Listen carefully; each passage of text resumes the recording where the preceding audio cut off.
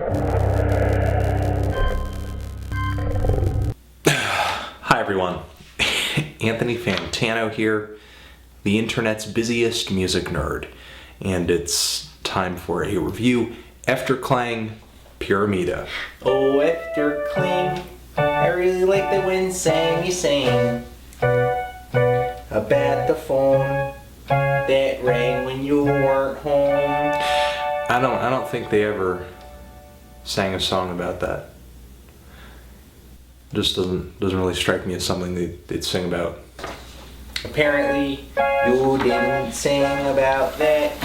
Efterklang is a Danish band, and this is their second full-length LP since I was originally introduced to them in 2007 by the album Parades, which was an incredibly beautiful, ambitious, and just illustriously arranged chamber pop album that just showed a band with a ton of potential. Not only did Efterklang have a pretty strong pop sensibility, but there were elements of dream pop on this album, post-rock electronic music too. They had the ability to be theatrical and experimental like Björk, but also very pretty and delicate like Sigur Rós, but could also pull off something pretty heavy and dramatic like a climax that is totally Godspeed You Black Emperor inspired. Now the band's next full-length LP kind of showcased a lineup change, and they scaled down a little bit in the number of members, and they started incorporating some pop elements into their songs. Maybe not bringing something that wasn't already there, but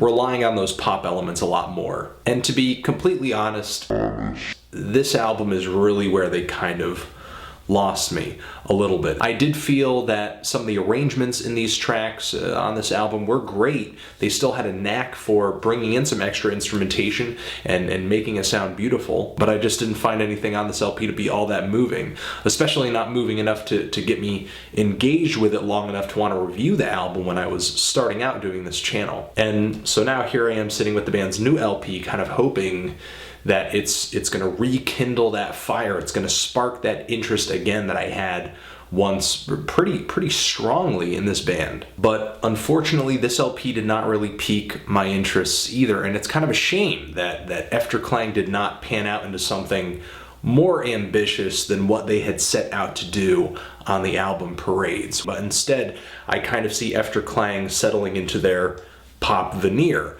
a bit more on this LP, which would be completely fine in my opinion if I felt like Efterklang was taking their newfound simplicity and translating it into something catchy, something memorable, something with a bit more urgency to it. I was hoping that they would bring a little bit less of a static performance on this album. There's still some extra instrumentation as usual like Efterklang brings. There are strings on here, there are horns, there's even a really big choral group that appears at a few moments here. But a majority of the tracks here have a strong focus on the groove, coming from the drums and the bass and whatever kind of theme melody the band has kind of drummed up for the song, which is usually delivered by the lead vocals of Kasper Clausen. And I can't exactly say that Kasper has changed his vocal style all that much on this LP. I mean, for the most part it feels the same, but without the really wondrous and eccentric chanting and weird background vocals that have appeared on previous Efterklang efforts,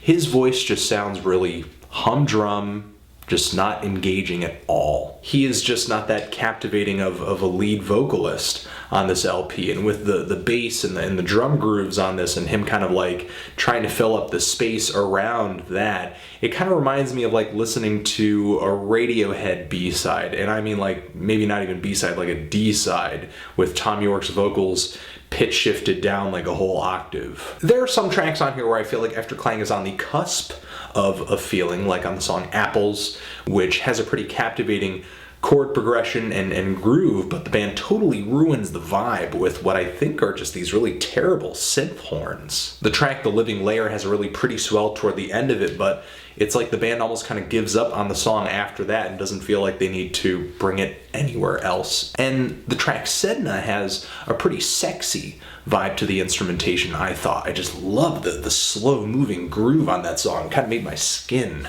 crawl a bit, but in a good way. However, the vocals on top of it are just not sensual at all. I mean, very, very lacking in emotion. I mean, it's like a big illustration of why nice guys never get laid.